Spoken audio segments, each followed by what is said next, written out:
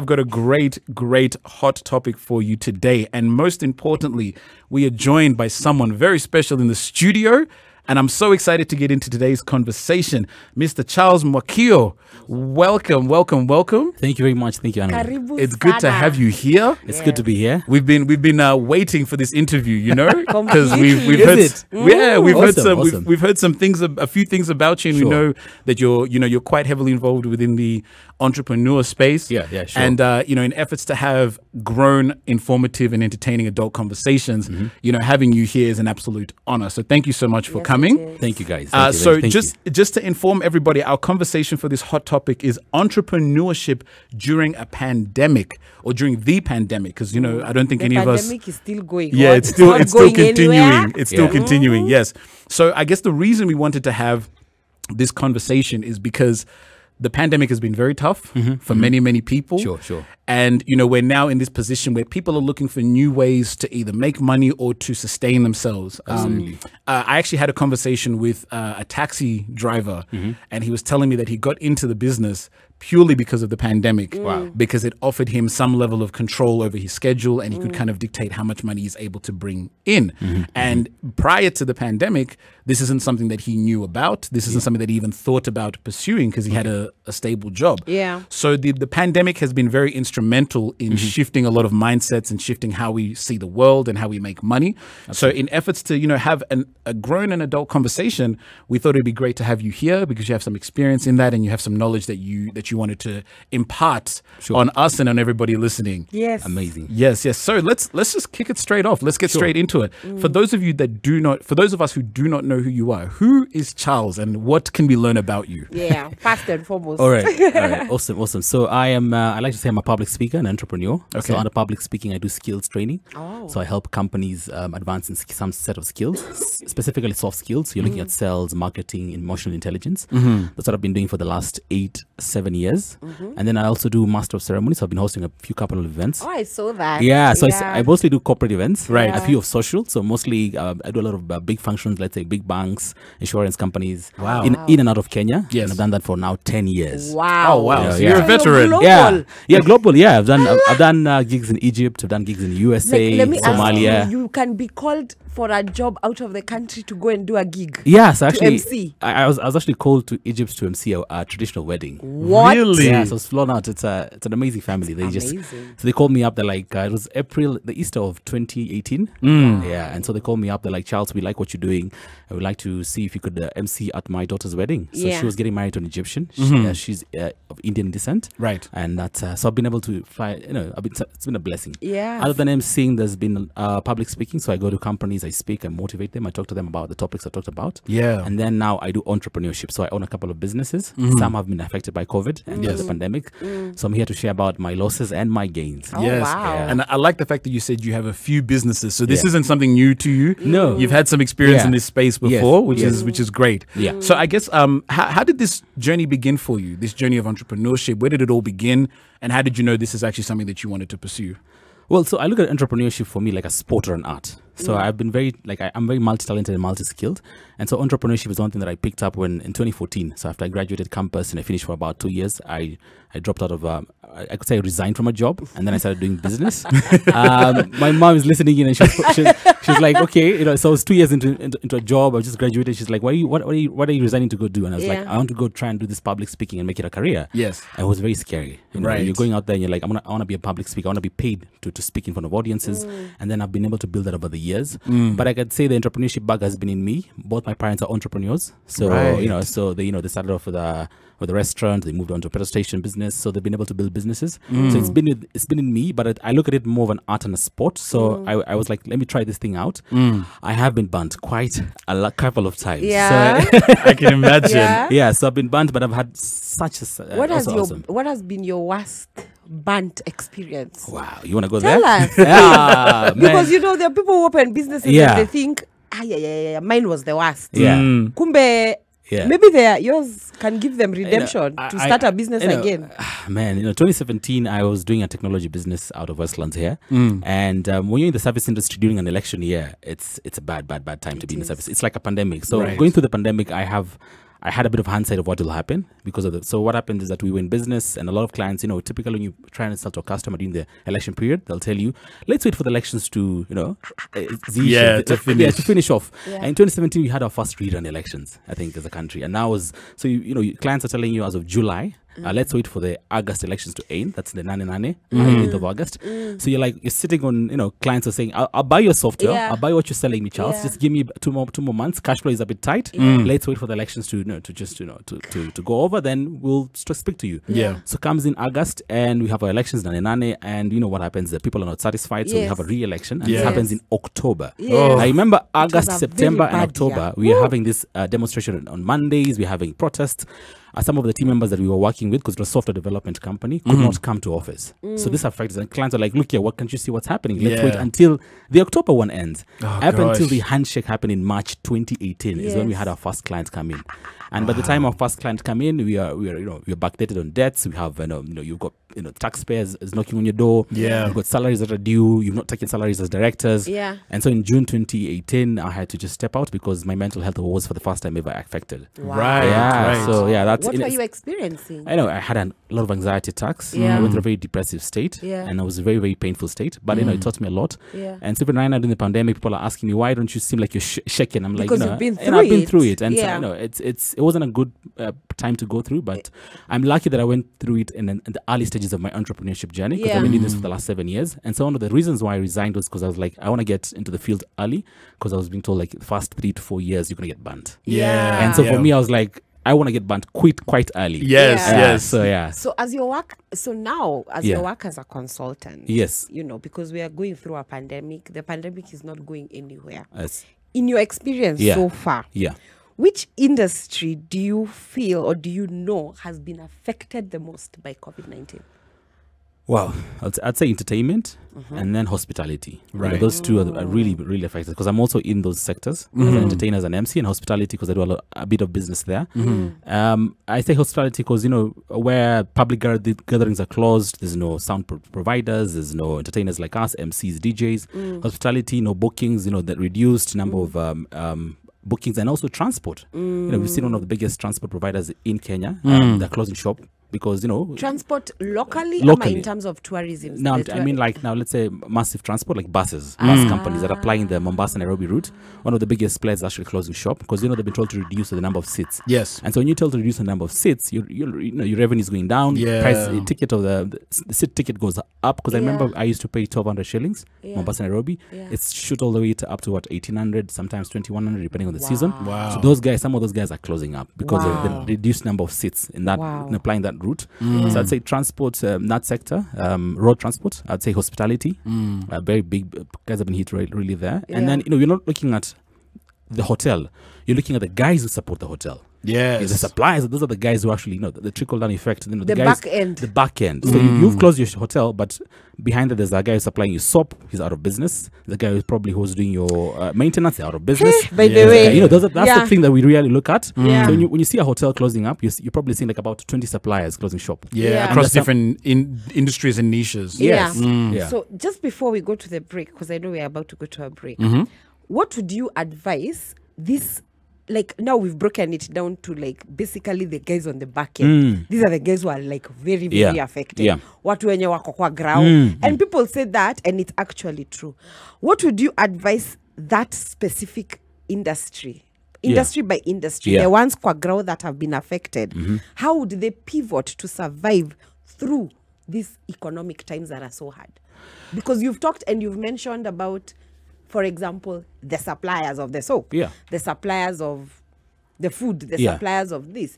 What can they do to pivot themselves so that they can be able to make it through? Now, before you answer that question, that's one after. Yes, so keep that question in mind. We're going to go on a quick little break. If you are just joining us, we are the adults in the room, and we have got an incredible guest in the building with us, Mr. Charles Mwakio, who's here to talk to us about entrepreneurship during a pandemic. It is going to be a very informative episode, so do not even think about touching that dial. We shall be right back. Are just joining us, we have a very special guest in the building with us today for this Shout Out Thursday. So my shout out goes to you, Mr. Charles. Shukran. Thank you so much for coming in. Yes. If you don't know who Charles is, his name is Charles Mwakio. He's a public speaker and entrepreneur, and he's here to talk to us about entrepreneurship during a pandemic, which is a very important conversation for us to be having, because we all know how much COVID has affected us, how much the pandemic has shaken a lot of businesses, a lot of people, and we're all looking for ways to survive and bounce back.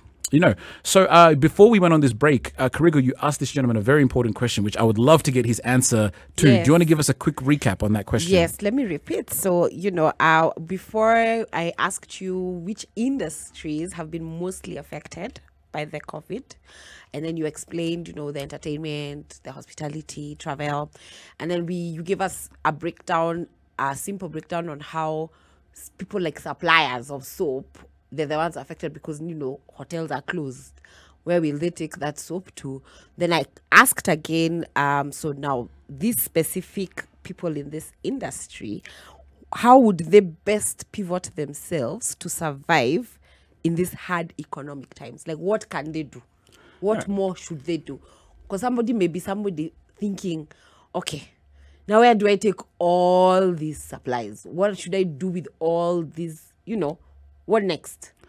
First of all, my heart goes out to every entrepreneur who's still in business in this period, because it's been very difficult. So some people have checked out and some people have just quit. So the point of stock, we've had restaurants who had when the first lockdown hit last year, we had guys who had like stock. I remember I was in Mombasa, and we had a lot of bars and restaurants who were then worried about, where do we take all this alcohol, where do we take all this food? And so some of those restaurants and bars, what they did was they innovated and they started doing online orders, and they started doing we started seeing liquor stores.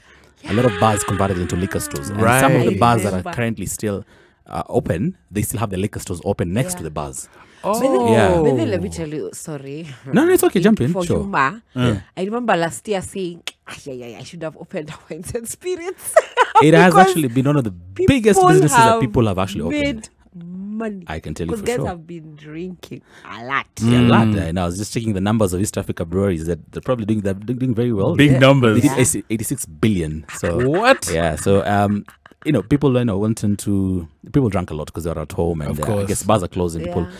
I think people drink more when they're at home as opposed to when the bars are open. I think also people began to know that they can drink at home.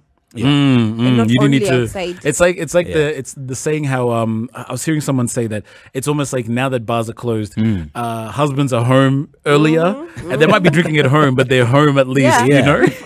People used to make jokes and say people get home, they shower, they change, then they meet in their cars. Yeah. Right. Yes. Parking lot.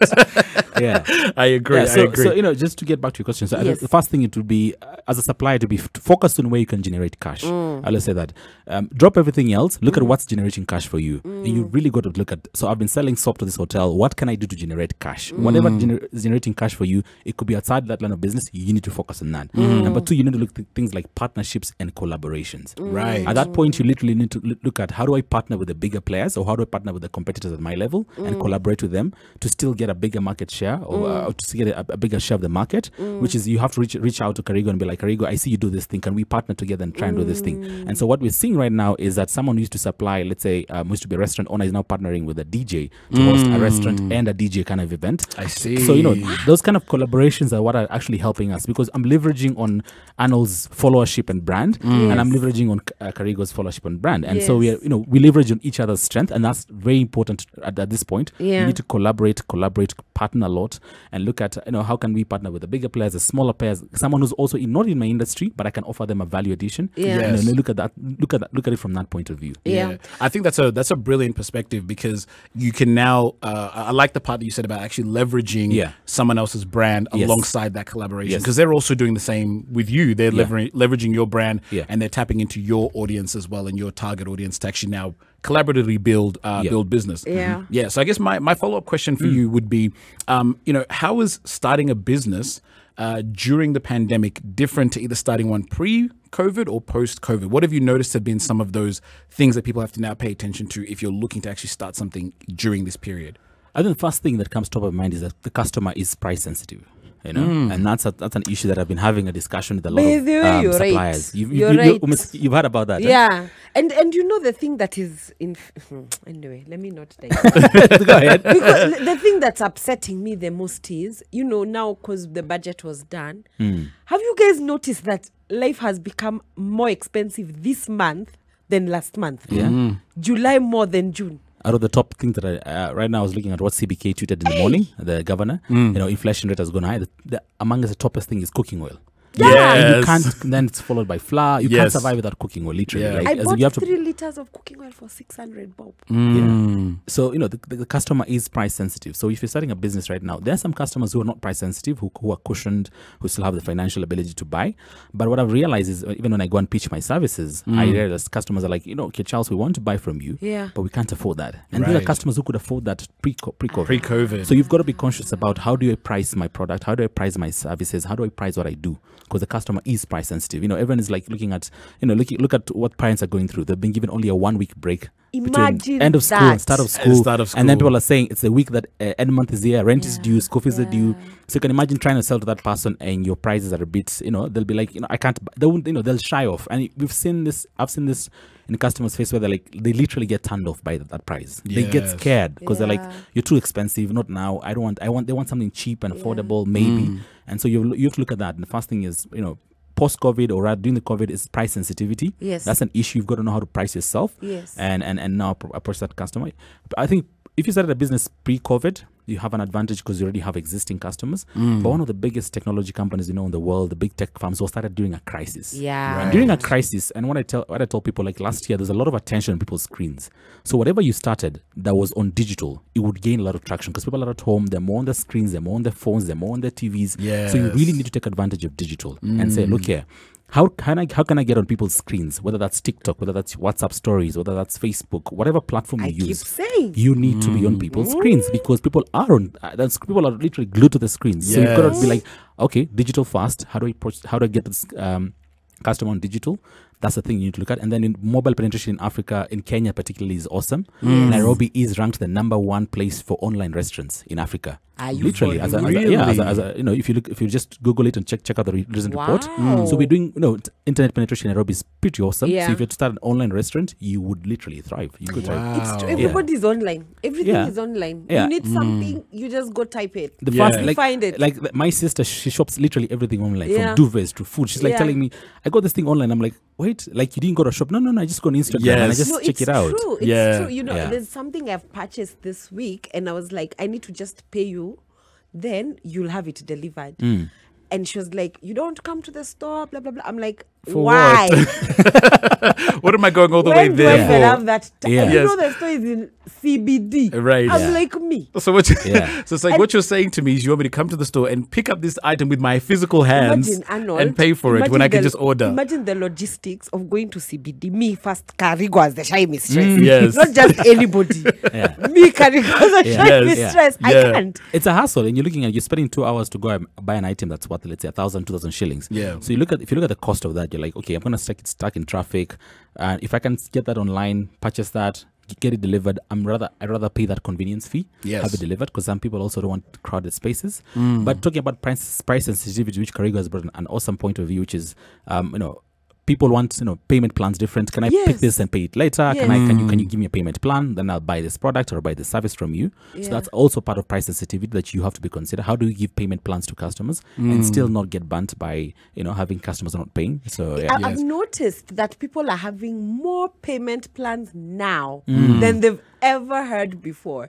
In fact, these days, even for home internet, you can have a payment plan. I'm like, are you joking? Yes. You know? But I think it's because of the pandemic. And I agree and I understand about price sensitivity. Because everybody is looking to save a coin. People are like, I don't have money to spend. And if I can stagger the payments, it'll make life so much easier. But what I would want to know is how can employees in these times pivot themselves to earn a living? What would be your advice to them? Because let me just say something. I really wanted to have this conversation and we'll get into the next break. But I've noticed that culture where people are very reliant on employment. And without employment, it's like now they can't do anything else. Yeah. And you find people looking for jobs.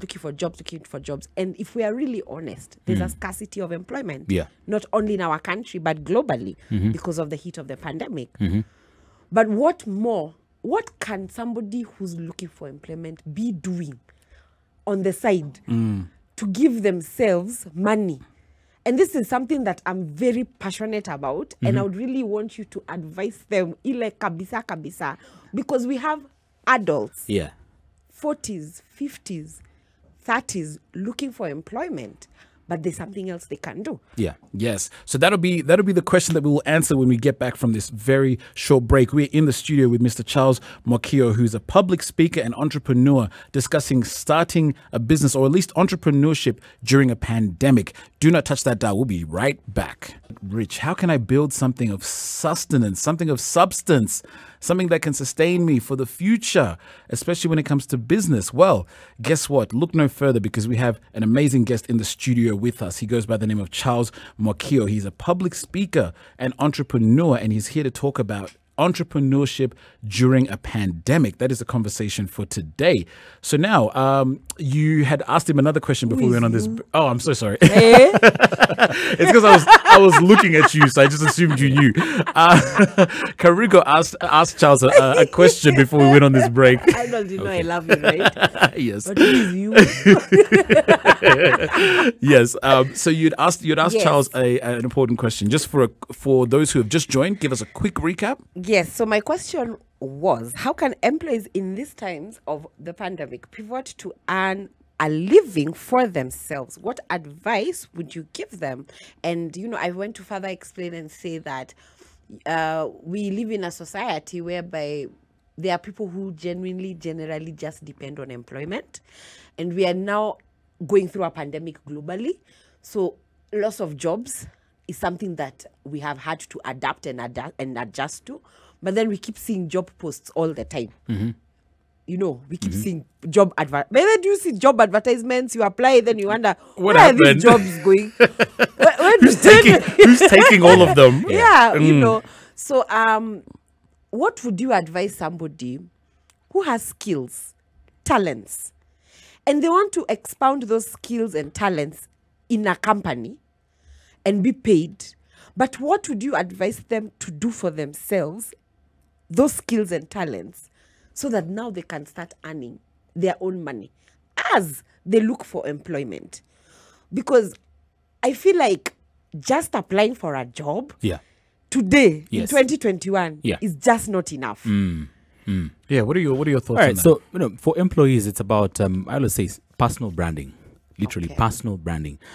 We have a lot of talented, skilled individuals who people do not know of their skills and talent. And so platforms like LinkedIn, as simple as every week, put out an article. You're an auditor. Put out an article sharing your tips about audit, why audit is important. And that's as simple as that. People, you gain an audience. People start saying, "Oh wow, this Karigos has started putting out content about audit." Something that I've never understood, but I now, I say in today's age, personal branding. You've literally got to position yourself, and it's not about fluff and making yourself look a superstar. You could do that, but it's about relevance. Yes. I like that, relevance. Yeah, and it's promoting relevance, which is, there's so much knowledge that Karigo has that we do not know. And if she was to start sharing, if she's not, let's say, in this position, we would be like, wow, Karigo knows all that. Yes. There's so much things that Arnold knows that we've never had about them. And so Arnold thinks, what I know is just, it's common knowledge. It's common knowledge to you. There's someone who's coming up who's never had that, experienced that knowledge, and they're seeking that knowledge. And we think platforms like YouTube, setting a podcast, setting up a simple question and answer session, that helps you grow your personal brand very far. And people will start saying, I want to hire her. I want to hire him, whether as an employee or as a consultant. So the first thing is really, literally position your personal brand. Yes. No, sorry. Go ahead. Yeah. Continue. So, and then you want to earn more income. Start looking at websites that offer, freelance jobs.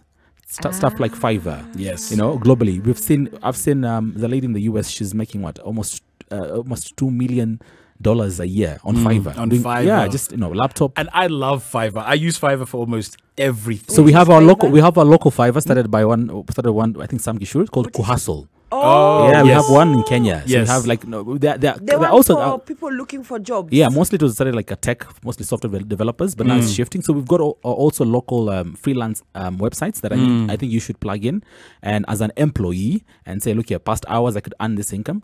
I know of accountants who have never met their clients. Yes, but they do all But their they do, accounting. yeah, online. They file the taxes for them, and that's something that you need to take advantage of. There's, Kenya is, there's a big percentage of businesses in Kenya are micro, small, medium enterprises. A lot of these businesses lack structure, and so that's where you can come in and help them if you have this skill or talent and just plug in. Yes. And that's why they need to. So I talk about personal branding.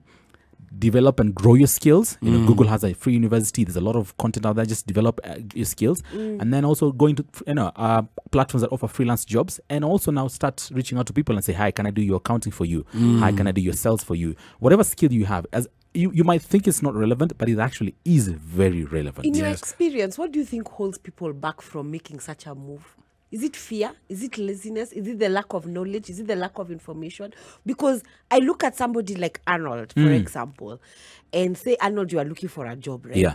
But Arnold is a producer. He's a photographer. Brand strategist. He's a brand strategist. Yes. He's a graphics designer. Yeah.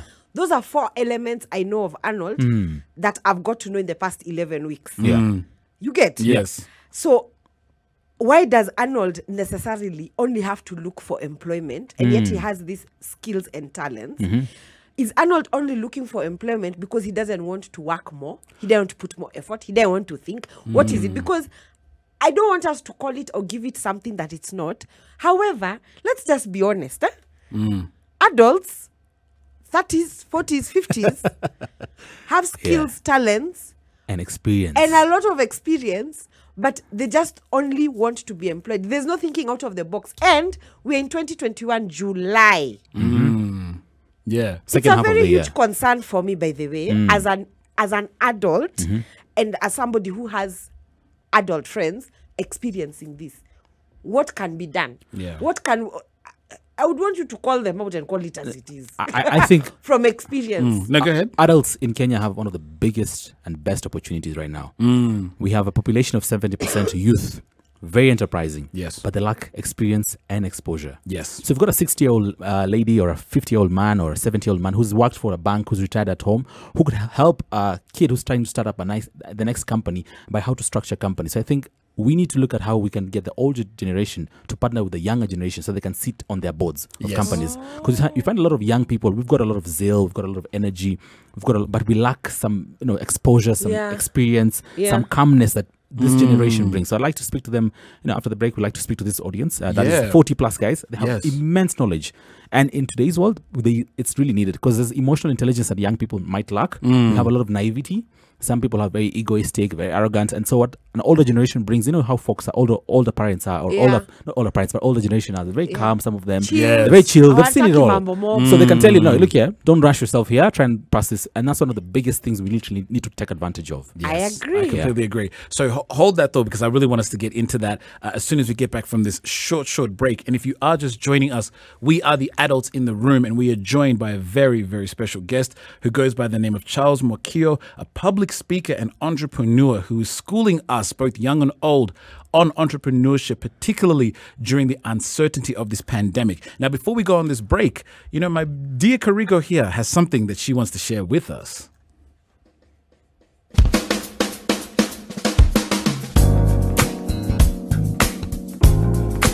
The only way to live your best life is to create a balance between work, love, and play. The Adults in the Room is the only show on radio dedicated to educating Kenyans on how they can stay winning in life, in love, in finances. Guys, it's very simple. Send the word adults to 22840 and receive all the latest clips that we enjoy here in the Adults in the Room. Live in the experience. Please, if you missed the pickup line for today, like I'm seeing here on our socials, it's very simple. Send a text. Adults 22840. we got you. That's right. As the lady has said, we have got you covered. All you have to do is text the word adults to 22840 and you will get all of the exclusive clips from our amazing show right here in the Adults in the Room. Let us know what clip you're looking forward to seeing. If you are just joining us, my name is Arnold, also known as the Bad Boy Sweetheart, and I'm in the studio with two incredible people, one that goes by the name of the Shy Mistress. Yes. And our very important guest for today, Mr. VIP. Yo. Mr. Charles Mwakio, who is a public speaker and entrepreneur who is here talking to us about entrepreneurship during a pandemic. Now, on this break, we're having a very interesting conversation because you touched on something where you were speaking about, people jumping on platforms like Fiverr or Upwork. And for those that don't know, these are platforms, as you've described, as the gig economy. Yes. They're platforms that have made or paved the way for the gig economy. And the gig economy is this sort of period that we're in now where people can hire someone for short-term jobs. So maybe you're a skilled writer or you are a good public speaker or you have a good voiceover voice, and people can hire you to provide services over a short period of time. And these cumulatively add up to, being able to make some decent money. So are you able to speak on that a little bit? Because I know that when it comes to Kenya and the youthful generation, you've said that a big percentage of the Kenyan population is young and they're very enterprising and entrepreneurial. Can you touch on a little bit about the gig economy and how that has sort of played into the pandemic? All right, so the gig economy looks at a labor force of short-term jobs or freelance jobs. And we've seen this in developed economies where you have someone working 3 jobs. So in Kenya, it wasn't quite common because, you'd work a typical 8 to 5 job. And then before COVID, we were actually, Nairobi was shifting, or Mombasa, big city, or shifting to a 24-hour economy. We had supermarkets working on 24-hour. We had people who'd work on literally the late night shifts. And so the gig economy looks at kind of accommodates those, but also freelancers and short-term contracts. A short-term contract would be a 3-hour contract that you do, and you do that every day, or you do that every once a week, and then I pay you for that. And so the more gigs you have, the more short-term contracts you have, the bigger you can get paid, the higher you get paid. So right now, the gig economy relies on what? Typically, it's a lot about the internet. So you're looking at platforms like Fiverr, Upwork, Freelancer, all these things. And Kenya has been known to be one of the best. It's a secret, but we are one of the best academic writers, literally. Yes. There's a whole conversation about that. I know exactly what you're talking about. I have done academic writing. You have? In my days. Yes. Writing. We had the hassle. The hassle. They're so talented. The Kenyans are so intellectual. They're so talented. Yeah. They're so good that they write academic papers, and people are like, "Wait, this is a PhD student." Right. And, Thicker Road has been famed for that. Yes. And there's been a video going around, and everyone's like, "Well, someone's dropped the secret." But how I look at it is, can we take advantage of that? Can government take advantage of that? Can private sector take advantage of that and say, we've got a lot of young guys who can write awesome, really deep, awesome intellectual papers. Can we take advantage of that? Yes. So that's what I was saying, a part of the gig economy. So look at that as an employee. Just look at how can you get other jobs apart from the normal job you have. Because now the way the world is, you can work actually up to 2 a.m. In a different time zone and try and get that job. Kenyans also admired for the prowess in English and their master of English. And so in countries where English is a second language, you can take advantage of that and teach English remotely. Start remote courses. Yes. I'm glad you said that because one of the biggest things that I experienced in coming back home. Oh, nice. So prior to me coming back to Nairobi, I was traveling quite a lot because I work alongside a travel company that creates travel documentaries. I saw that. And a lot of the people are people who are entrepreneurs and who are very much about this lifestyle. So this idea of taking advantage of the power of the internet and utilizing it to be able to make money has been the premise in which they've built a lot of their businesses. And I remember when I first came to Kenya, I did an Instagram live story for someone's platform. And I was talking quite literally about this concept of there's so much opportunity online to be able to make money, and teaching English is actually one of them. I lived in Thailand in 2019, and some of the people that I was friends with were there. They were Americans or from different parts of the world, and they were there literally teaching English, and they would do maybe a couple of classes a week, and the money that they would make from that was enough to sustain their lifestyle. They were able to, have some level of location independency, and they kind of now started to build themselves. So I think when you speak about the gig economy and the power of the internet, there's so much opportunity on there.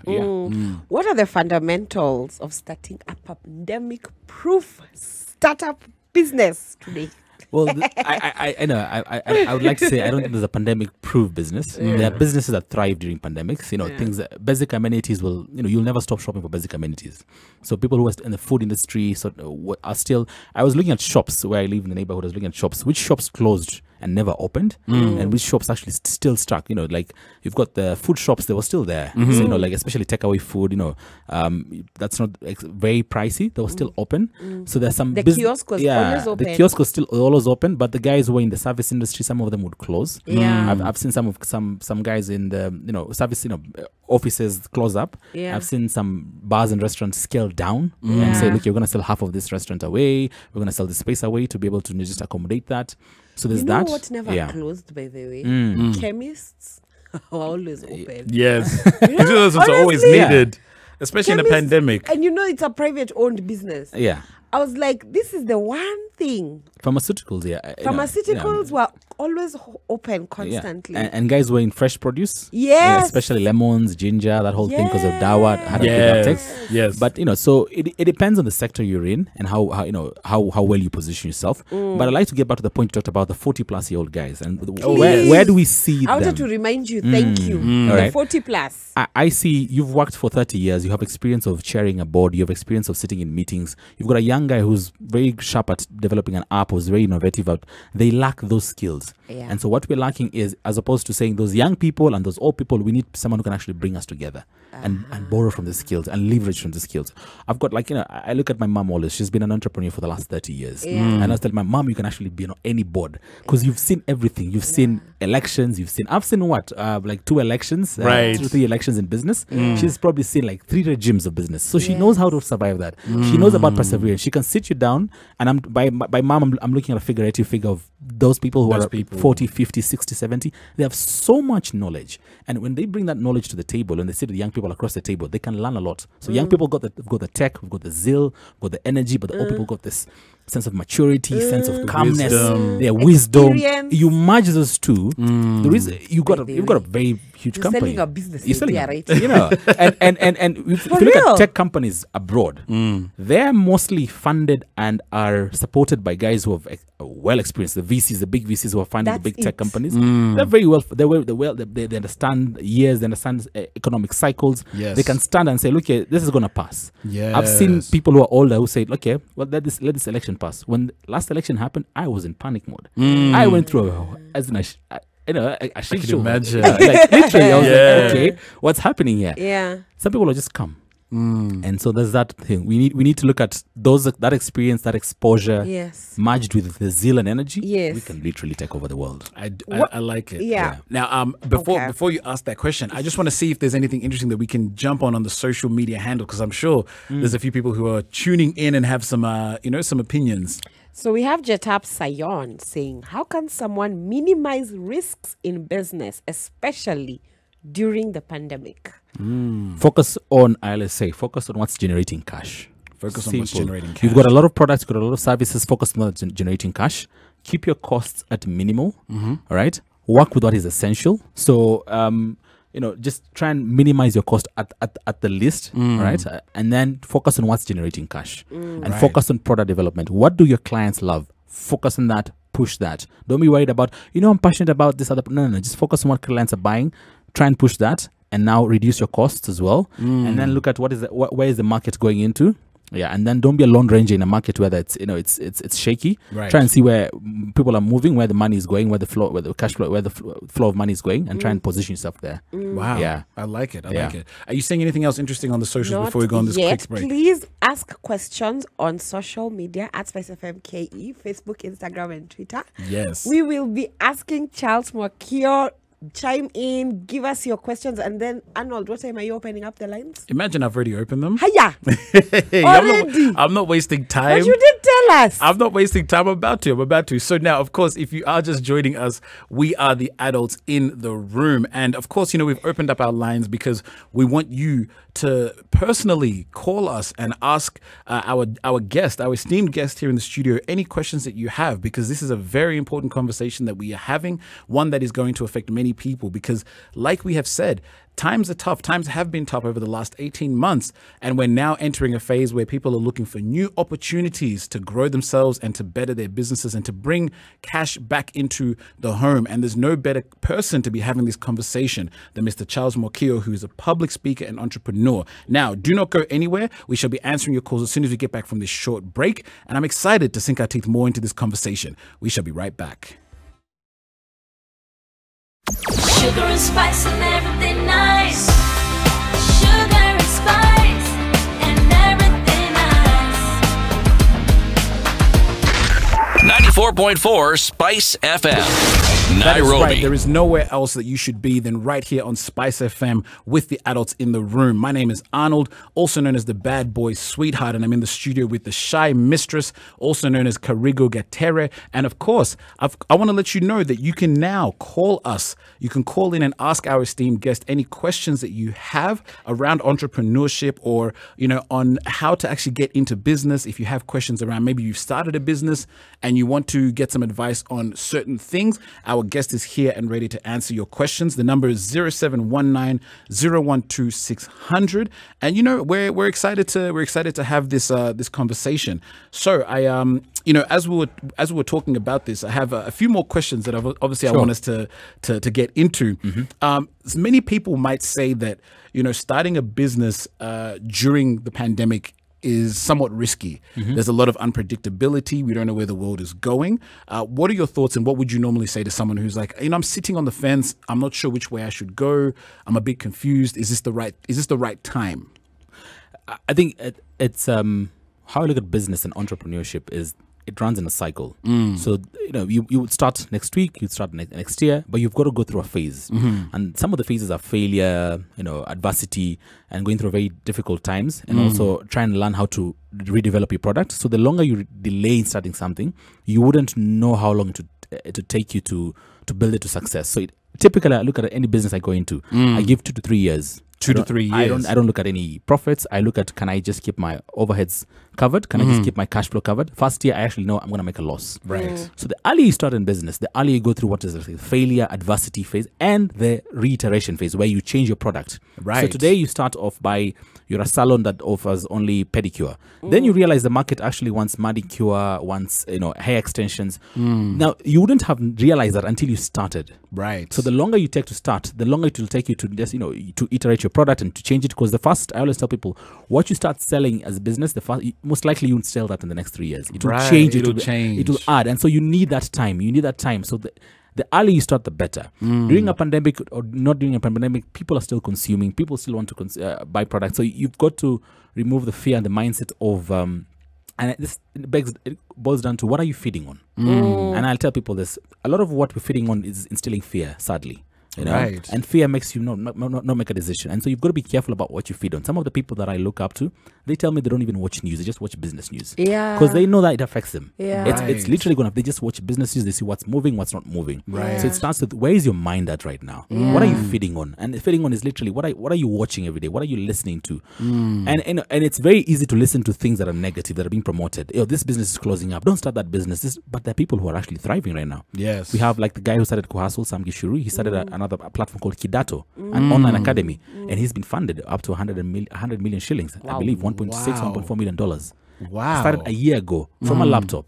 Now, if you don't start now, if you have to say, let me wait for the pandemic to end for me to start this online school, where would you have been? But the earlier you start, the earlier you go through the failure phase, and it's you need to start as soon as tomorrow. Yes. So that you can literally go through that whole adversity, challenging phase and know how to change your product. Because most people say, I want to start when my product is perfect. I want to start when the market is perfect. Sadly, there's nothing like that. Yeah. You would never know when the market is perfect or the product is perfect. Yes. Or what you're offering is perfect. Start now, go through that failure phase, go through those challenges, change your product, change your services, change your market, and give yourself that time.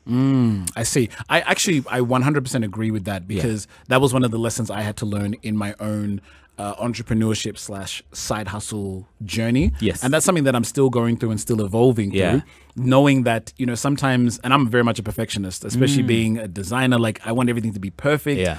And I've realized that there's some things that you just don't have control over, and you have to sometimes, I guess, step with a level of faith. Yeah. And trust that your product or your service or your offering is unique enough that people will actually see value in it. Absolutely. And you go into it knowing that I have to learn certain lessons, you know? Yeah. So I guess in thinking about the next question that a lot of people would naturally have is like, I want to start a business, but now how do I do it? You know, it's easy for us to look at it from a very objective perspective or kind of standing back from it. Yeah. But then now when it actually comes time to doing the work, what are some of those steps, or what can someone expect in terms of the steps of actually starting a business, whether it's like registering your company, or what are some of those practical steps that people go through?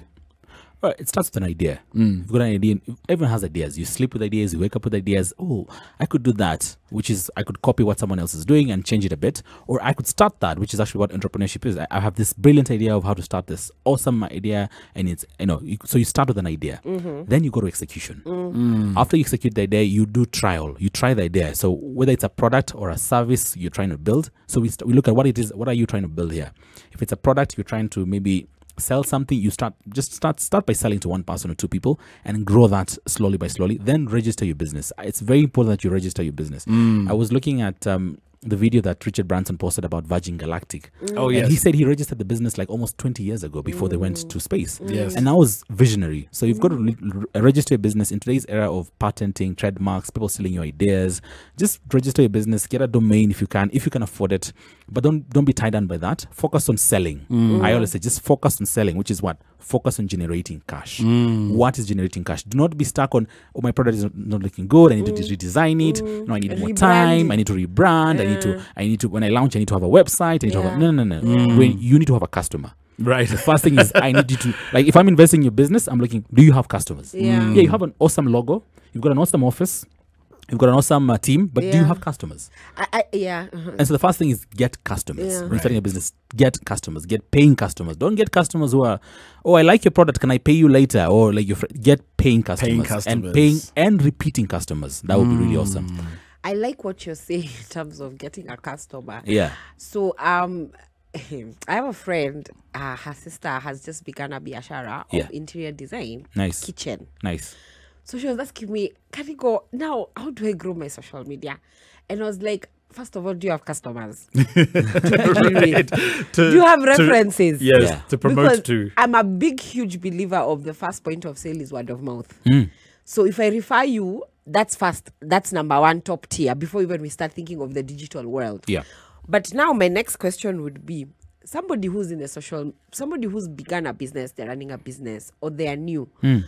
Okay, let's talk about somebody new in entrepreneurship with a small startup or a big startup, whatever it is, but it's new. Yeah. When they're gearing into social media, what are the do's and the don'ts for a basic business on social? Because I'm a social media strategist by profession. Yeah. And I usually see social media working for some businesses and it not working for others. Now, last year we had very many people begin businesses and they were channeling all of them on social media. In fact, we have days of market days on Twitter, on Facebook. Yeah. Market days. Yeah. Say your business, we highlight it, we shout it out. But I've also seen the same business owners making high-risk mistakes on that social media with their own personal profiles.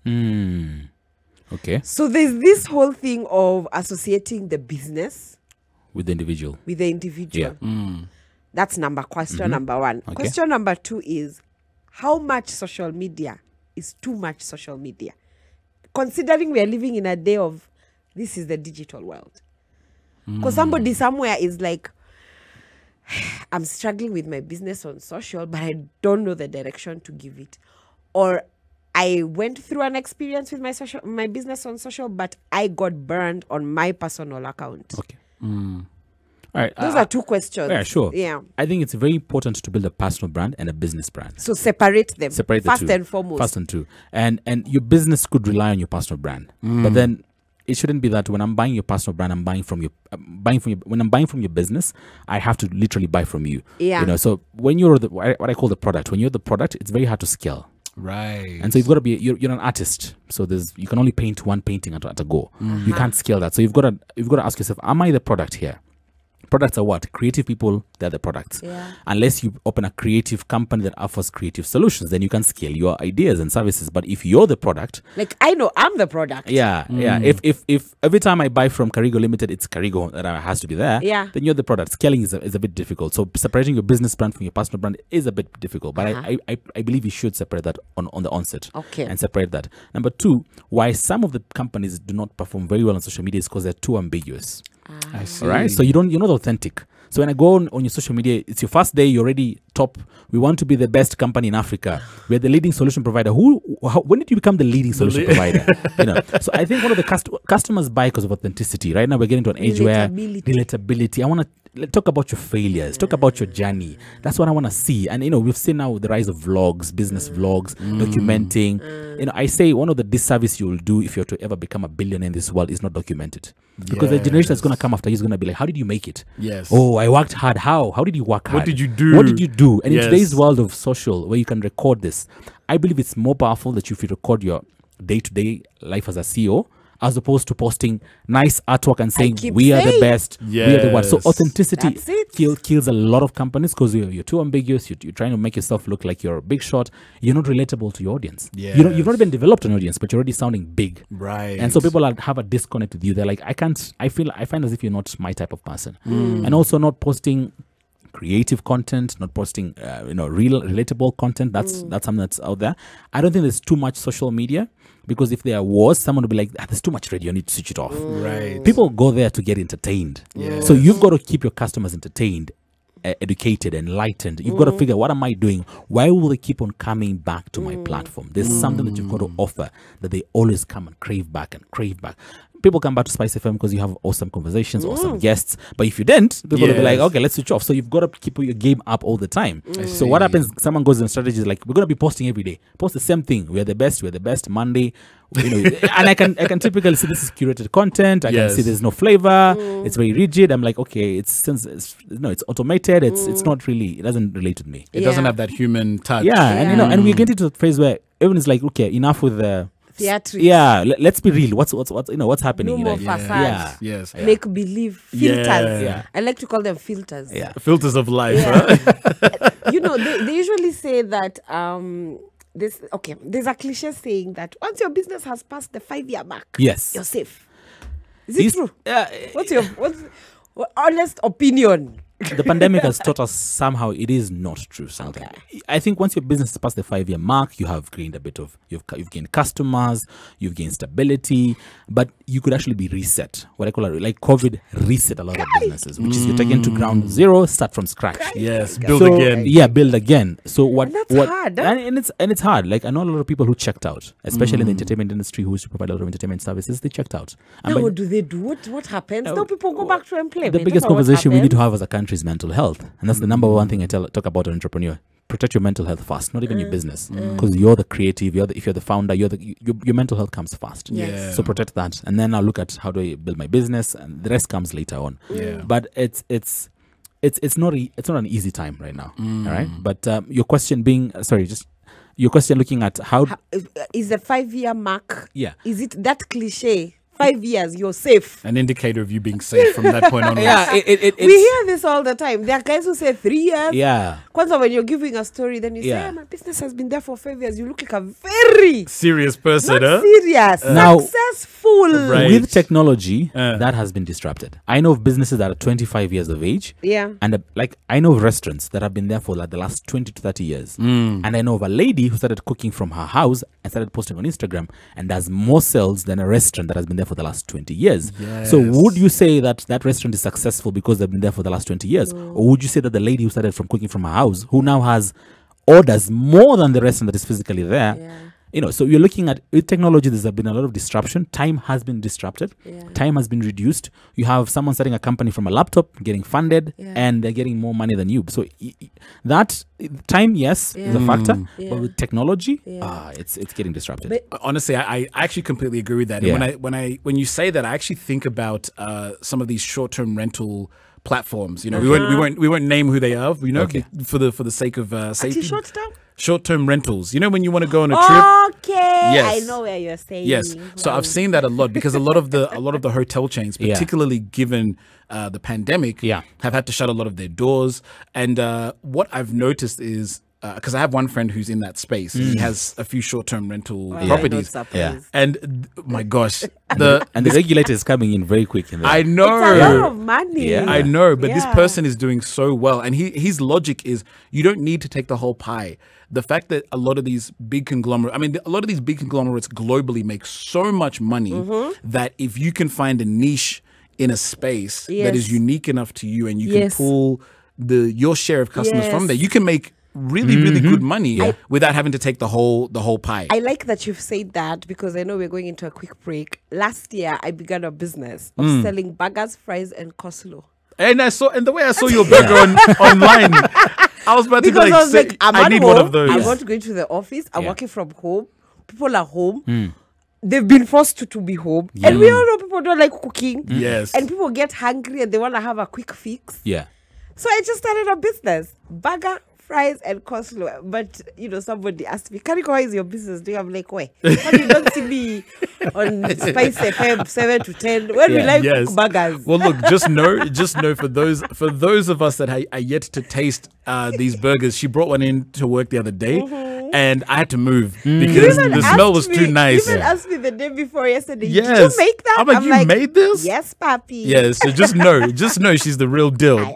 Now, if you are just joining us, we are in the studio having a very open and honest conversation with Mr. Charles Mwakio. We're talking about entrepreneurship during the pandemic. As I mentioned, our lines are now open. So if you have a question for this gentleman, or you want to just put an idea forward, you can call us on 0719 012 600. We'll be endeavoring to answer your calls as soon as we get back from this short break. Noah, who is, he has some experience in starting a business, in maintaining a business, in starting multiple businesses, and he's here to talk to us about entrepreneurship, or entrepreneurship during a pandemic. So if you've got a side hustle that you've been contemplating starting, is this the right time? Should I be doing this now? What does this mean for my future? This is the show that you need to be a part of, because we have some important questions that we are asking him. And of course, you can also tune in on the conversation, both on our social media handles, that is SpiceFM KE on Instagram, Facebook, and Twitter. And of course, you can also call us on 0719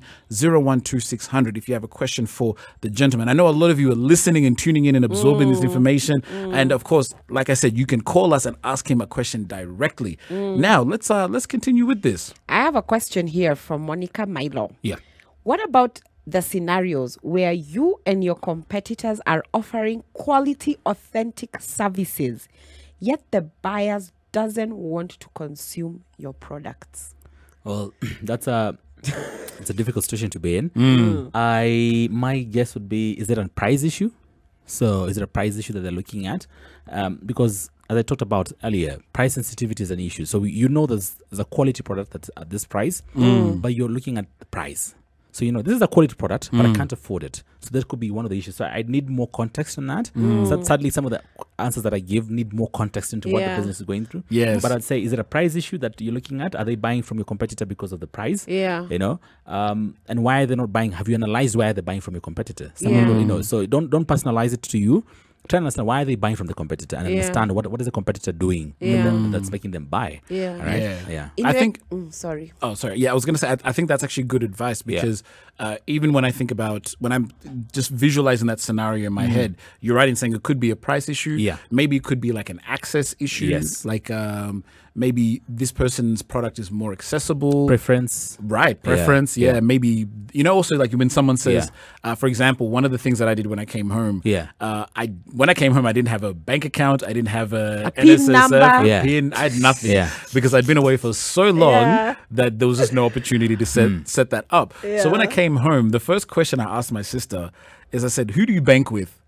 And she told me who she banked with, and I just went and set up an account there. For real? Honestly, because I'm like, I don't know which banks are all the same to me. I don't know which bank to go with. So I went with that bank because it was referred to me from her, because I have trusted people who normally go to that bank. And also, if you look at she talks about quality products. People who offer quality products, they know that they need to understand who are the customers. So if you're not a mass market brand, you're not appealing to everybody. If you've niched down and you say I'm offering quality products, you need to know who's your customer and retarget them. Right. Sometimes you feel bad because people are not buying from you because you're having a quality product and someone else is buying from a less quality product.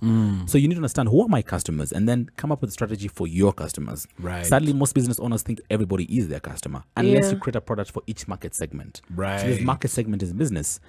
Sorry. Would you advise her to rebrand It depends. or what is that word you use? Reposition? Reposition. Or okay. It depends. Is her, quality needs very, how you communicate a quality product and how you communicate a low quality product is very different. And so you've got to look at where is this customer who buys this quality product? How can I get more of them? As opposed to, I'm getting one customer's buying a quality product, but 3 who don't want the quality products are going away. Now focus on the one and say, well, how can I get more of those one? So you look at what strategies can I focus on, so targeted, marketed towards that kind of clientele. So a lot of us, maybe we start business, we appeal to everybody. So when someone tells you you're expensive, you're like, wow, maybe I should lower my prices. No, maybe I should higher my prices. So it depends. Who's your market? How are you communicating to them? Yes. Do you, in your own opinion, okay. Yeah, sure. Wacha tu niulize tu roho safi, without saying opinions. Yeah. Because you've been in the industry and you've been in this business for quite a minute. Yeah. What is the government supporting entrepreneurs? Wow. I think because we could be having so many. Could be having so many back and forths, and we are engaging and informing, but there's the bottom line. Now, before you answer that, we do have a call coming in. Yes, please. Hi, Tina. Yeah, hi. Mambo. Oh, It's good to hear from you. Thank you for calling. Happy Thursday. happy Thursday. Yes. So we have a very special guest in the building. Did you want to say hello? Did you have a question? Hi, Tina. Wait first. She says hi to me. Oh, I'm sorry. I'm sorry. This guy, mbaba. Ati jua alikuwa na pick up line noma. Sasa anajiona hata hatuwezi salimiana. So I'd like to say hi even to the guests as well. hi. Yeah, and I have a question. Yes, please. Yeah, so I'm in the manufacturing industry. So I'm a product designer and I make apparel and accessories. So now that we are more affected by external factors. Right. So the pandemic came in 2020, but we didn't feel anything last year. It's this year that it's really hit us. So borders are closed. So shipping a lot of things like clothes, things that are sanitary, a lot of countries don't allow you to ship. The EU just introduced import duty as long as anything crosses their borders. So basically, we have an non-existent manufacturing industry here. Right. Most of the places, like Kikomi, shut down. Yes. So here I am as a business that's been there for 5 years. But I've now been reduced to someone who's starting because we are struggling to keep up. Already the economy was tough before the pandemic hit. Yeah, but now we are just boxed in. I see. We don't want to let our workers go also because, now there's also, like for my business, there's also the human perspective. Right. Yeah, so we started so that at least we build the community as well. So you don't want to let people go. Yes. So you're making money for your overhead. You manage to pay salaries. The profits have been reduced to almost a quarter what we used to make. Right. Yeah, so I'm just wondering, how do you keep afloat? Like, how do you keep your head above the water and figure out how to grow back?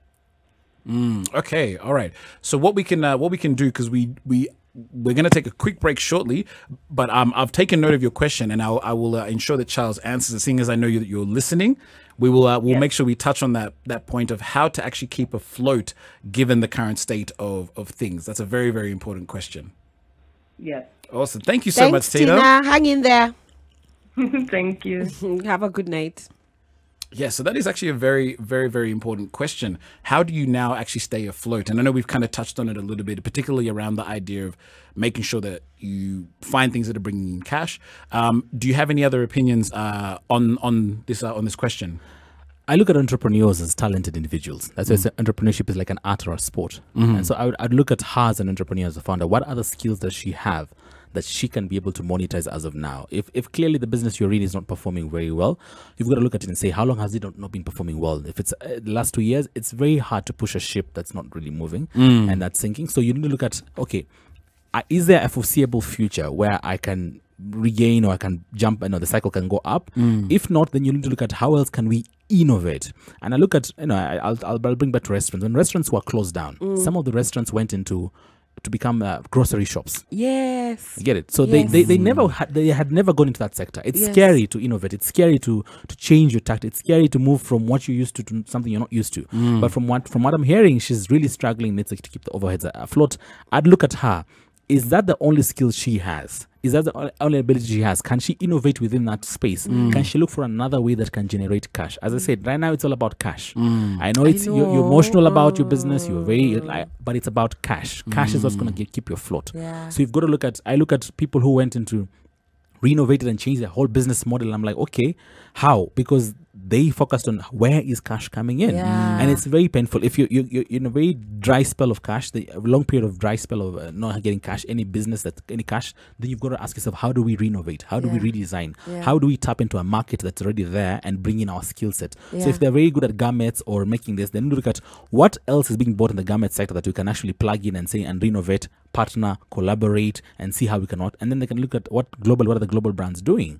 So as I said, look at someone like a restaurant. They went from selling food to clothing. Now they were selling now online, online grocery. Yes. So you can order online, and they're like, okay, these guys went from a restaurant to an soko, Yes. a market, and you're like, how? Because they looked at, this is the reality of where we need to go to. You know, the favorite thing I love to see is the way now all of a sudden, all of last year to this year, people were selling groceries from their cars. Yeah. I noticed that as well. I love Yes. to see it. Yes. So for her, it would be maybe medical industries, the garment sector she needs to be in because of PPEs and public COVID equipment. So she needs to look at how do I position. So she has a strong brand, most likely. She has a strong business. People know her. She can renovate and say, I want to go into the medical sector equipment and try and see how I can position myself there. There's people who need lab coats. There's people who need PPEs. There's people who need all this equipment. So she can reposition there. And I, as a customer, will be more inclined to buy from her because I'll be like, I remember you used to do garments for hospitals or schools, but now you're doing also for schools, and I don't know what sector she was in, but now you're doing okay, cool. I'm willing to go into that sector. I see. Yeah, I love to see it. Yes. Yeah.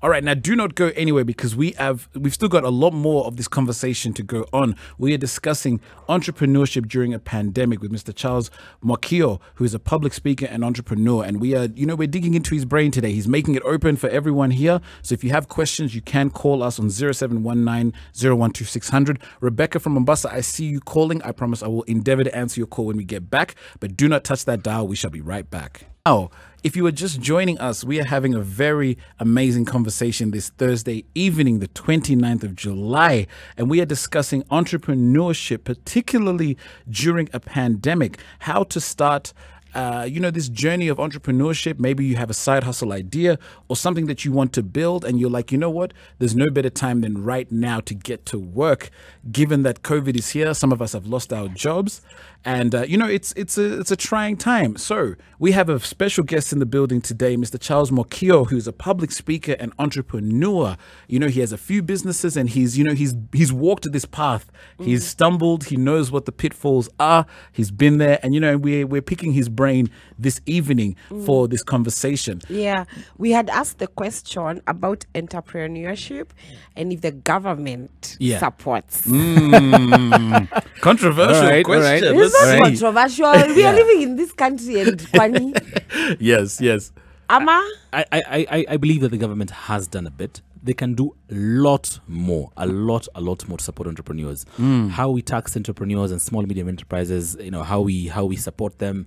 I was just looking at the amount of, let's look at something like space. A lot of entrepreneurs need somewhere to work. The amount of government facilities and spaces that are lying idle that could be turned into co-working spaces that where guys could come and plug in and work, whether it's agricultural, designing, that's like huge. I think the government has a lot of resources that they can actually tap into and say, look at this, for this, we're especially allocating this area for entrepreneurs to build the next tech startups. By the time we had innovation labs coming to Kenya, they were privatized, so they're privatized. Why do we have to wait? Why does it have to be a private company first, then government catches up later? Why can't government just, push that and make that an agenda and say, look, we're giving these resources. Government has resources and the ability to, taxes, policies that can favor startups. Can some other countries that are allowed 3-year tax breaks first 3 years of the business as a startup? That's an awesome deal. I like the fact that now registering a business is very fast. I have to commend that government on that, and it's digital. That I have to commend. That it takes you less than one week. You've got a business set up where it used to take a very long time. So that's a comment. I have to commend the government of that. You had to go and lines, and now it's all digital. Imagine. So the government could do more. The fact that they've done so much awesome work with digitizing how a business is registered, they could take that whole digital process and help businesses now grow. There's a lot of things that they can do that they can help private sector, small business, and just grow. Policy. It's all about policies. How they look at policies. How the foreign investors, how they look at foreign investments coming into the country. So the government could do more. Absolutely more.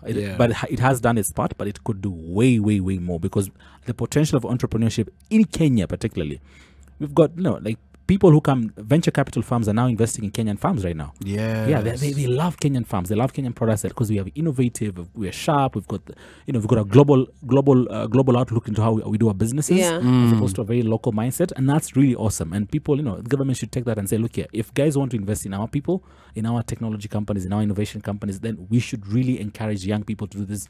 We should encourage young people to create content, produce content, because that's what they love. Maybe creating videos, TikTok videos. We should literally be on the forefront of that and promote in that.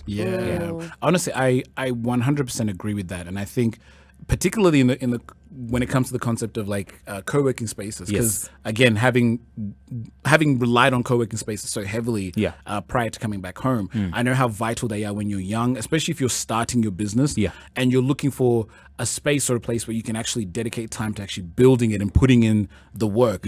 Co-working spaces are so vital, and the few ones that I know of in Kenya, or particularly in Nairobi, you're right in saying they're either foreign companies or they're privately invested or privately funded. You know what I mean? So that it's almost like it's taking away from what we can actually do here in Kenya. Hello, Stella. Hello. Hi, Mambo. How are you? I'm fine, Arnold. Yes, it's good to hear from you. Happy Thursday. Good of you too.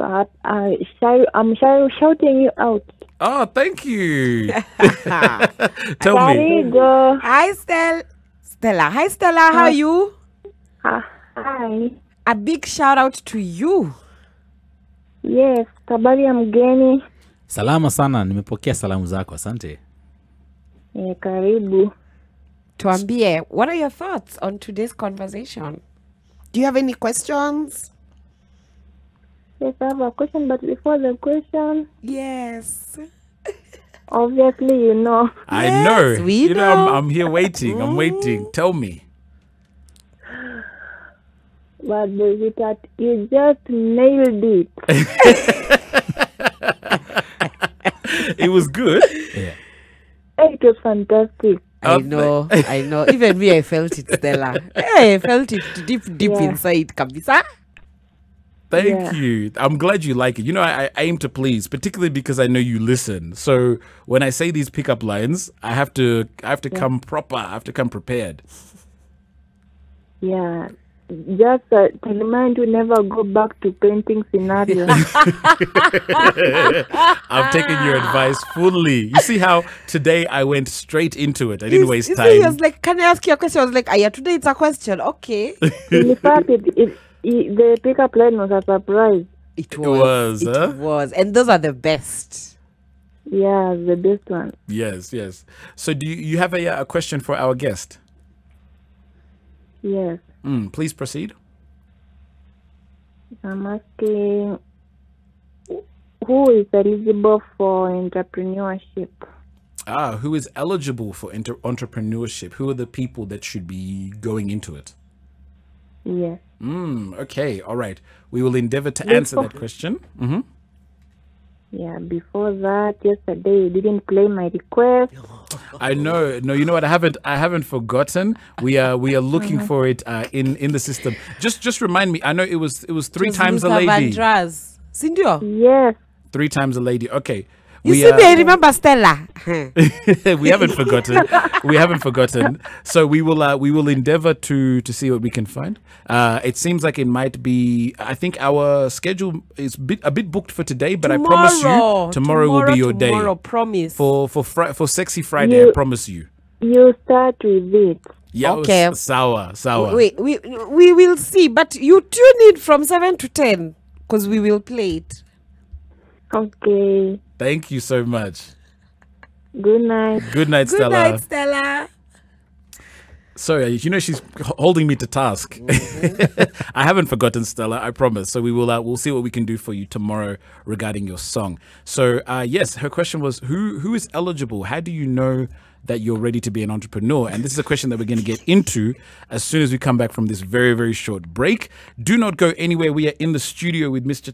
Oh my goodness, I can't speak. I'm sorry. We are in the studio with Mr. Charles Am Mwakio. I taking your breath away? You're choking. Oh my goodness.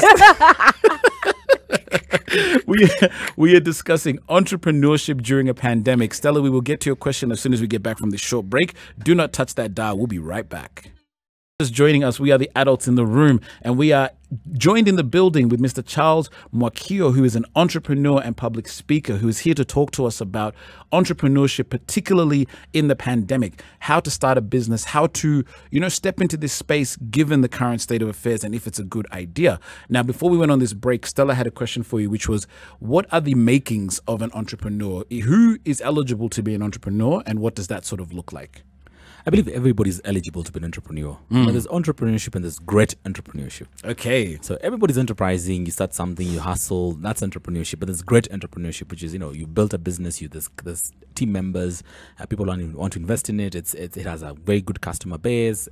People keep on paying to buy your services and products. But the most important thing I look at is if you're scared about entrepreneurship, which is one of the biggest things people are going, don't go in solo. Yeah. And I was like, one of the things that I've learned over the years is that I'm good at entrepreneurship, but in all the businesses I'm in, I actually have partners. So it's not just you by yourself. And everybody's asking me, but Charles, you're good at, why don't you go in solo? I'm like, no. Question, is it because of funding? No. Okay. It's about spreading risk. Okay. Because when I start this business, I really look at my partners like, how much money do you bring in? It's about spreading risk. It's about creating a support system. It's going to be a very difficult journey. And if you're alone in that journey and you're not resilient, you're going to check out and just quit very fast. But you have partners. There's one, you rely on each other's skills and you grow 3 times as faster. One of the businesses that I went into, because of the partnerships, I grew 3 times as fast as my competitors. Wow. That means I started in year 1. By year 3, as I tell you, my competitors are like, how do you guys get here? It's because I was leveraging on each other's strengths. And it's hard to say that in the early stages. They're like, that means you're going to be splitting money 3 ways. Your 2 partners, they're like, but then people usually think that means you're going to be going 3 times faster. Yeah. Look at that. So that's what you don't look at. You look at Facebook's, the likes, all these guys have co-founders. Yes. So there's very few guys who are doing it solo. So if you try, avoid doing it solo. Try and look for someone you can work with, someone you enjoy working with. Yeah. They don't have to have the right skill set, but they have to be someone you enjoy working with. So one of the things that I look at. So everybody can be an entrepreneur. But don't go in solo. Get a coach, get a partner, get someone to support you. It's going to be a very difficult and lonely journey. Okay, cool. So funding, how do people get funding? Wow, it's now getting very easier and easier to get funding, and people are actually, having a debate about where is all this money coming from. And so, in the developed economies, we have what we call private equity or venture capital firms or banks that would be able to fund you. And so, how do you get funding? Is you develop a concept and you look for venture capital or private equity firms. We now have something called the East Africa Venture Capital Association. So venture capital is coming right home. It was here since but now it's getting more popular because they're now understanding what is venture capital, what is private equity. And now what I want to look at is I want to challenge the 40, 50, 60-year-old guys who are sitting on pension money and they're sitting on savings to actually look at how they can actually become venture capitalists. Yeah, that's why I said we have a lot of things to learn. Yes. I'm looking at someone who's 50, 60, is probably sitting on like 10 acres of property worth maybe 20 million shillings. Yes. If they could liquidate 2 million shillings and give that to a startup, Yes. I can assure the return on investment will be high. They could burn their money, they could lose it. It's a risk investment. But I have a very strong belief that funding, we can actually redirect funding. How we look at it, we have a lot of money sitting in savings and pensions that are not actually being given to businesses that can actually grow very fast. Yes. So how do you access funding? You have to look at, the soft funding. You go for your family and friends and your colleagues. They fund you what you call crowdfunding. Yes. These crowdfunding platforms. Yes. You can fund your business based on feature sales. So I start selling these amazing notebooks, and I say, buy a notebook from me, but pay now, but I'll deliver it in three months later. What Kickstarter is doing. Yes. So Kickstarter, and that's why there are a lot of businesses in the developing economy are getting kickstarted very fast, which is, can you commit that sell to me now so that I can use that cash to build my business, so that in 3 months time I'll deliver the product. Yeah. So that's what we need to now go into. So there's soft funding, there's Kickstarter funding, there's venture capital kind of funding. Yeah. There's, you go to a bank and someone funds this, you sell your shares to someone. Yeah. There's different ways of funding. In fact, that was what I was going to ask next. Yes. Like, selling equity. Yeah. To begin your startup. Yeah. How does somebody go about this? Well, first of all, Basic layman. layman. Layman too. You've got to understand what you're selling, first of all. Yes. So have someone look at what's the value of what are you selling? How long have you been in operation? Sometimes we sell too fast and we sell too cheap, not knowing what's the value of your company. How do you know what's the value of your company? Have you valued your company? So get someone who can value your company. They're professional business valuers who can come in and say, based on your future income, based on your current state, they need to value your business fast. Most of us run businesses which we do not know the value. We know what we did last year, how we performed, but we don't know what's the value of my company. So you're running a business, you're like, last year we hit 24 million. Yeah, we're good to go. What's the value of your company? Are you actually, you could be hitting 24 million, but you're growing smaller. You did based on the market share. So your sales are growing higher, but based on the market share, you're actually becoming a smaller player. Yeah. So you need to understand what's the value of my company. How do you value your company? The assets, Yeah. the customers, the cash flow. I love to see it. Now, I need to ask this question Sure. before Arnold tells me, Karigo. We don't have Right. time. Yeah. What are, first and foremost, Yeah. the conversation on social media. Kindly shed more light on synergies in partnerships during challenges. During a challenge and a pandemic, I can tell you for sure in 2017 when I lost the business, I lost it because of we went through a tough time, but as founders, we couldn't go through that tough time. During tough times is when you need each other the most, Right. and the true character of each other is revealed. Anytime you go through a broke state, whether in a relationship, in a family relationship, in a business, that's when people start to reveal the true colors, and you start to see, okay, this is how you behave when there's no money around. Right. So that's the time you need to stick together. Adversity, see. when there's when there's money coming in, customers, you're all happy. When there's no money coming in, everyone's like, you started coming in late these days, huh? These days, they start picking, actually, I don't like how so Yes. I think you need to really understand that during a pandemic, during a challenge, partnerships will be strained. Yes.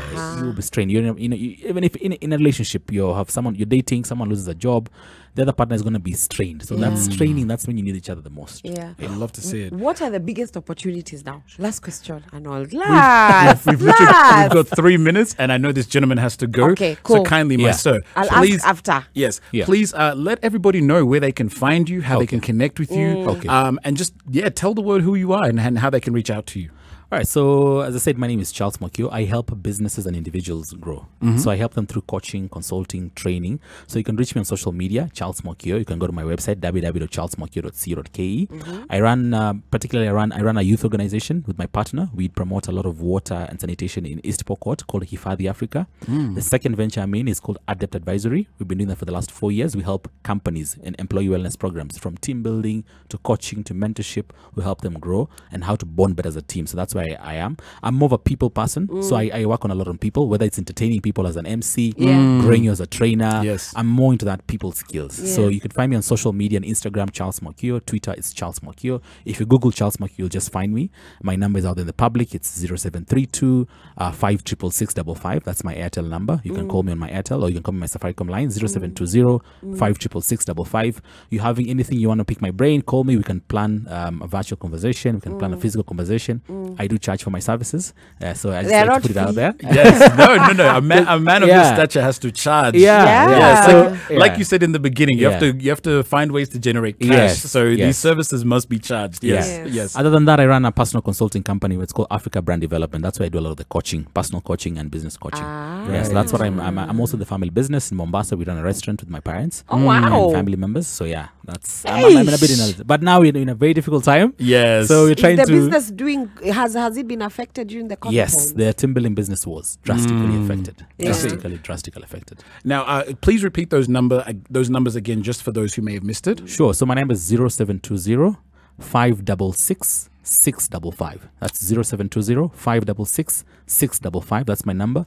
But you can reach me on social media: Charles Mwakio Twitter, Charles Mwakio Facebook, Charles Mwakio Instagram, charlesmwakio.co.ke. You get me there. I love to see it. Well, sir, thank you so much for your insight. Thank you. For just taking time to drop knowledge and share with everybody, because these are conversations, as we've said, that are very, very important given the current state of affairs. Yeah. And people are looking for ways that they can branch out, find ways that they can bring more money in and really kind of expand their businesses. There's also some businesses that are now looking to scale and take advantage of the pandemic and new opportunities that are rising. So we thank you so much for your time. Thank you. Now, from myself and everyone here at the studio, we bid you good night. We hope you enjoyed the show, and we'll see you tomorrow for Sexy Friday.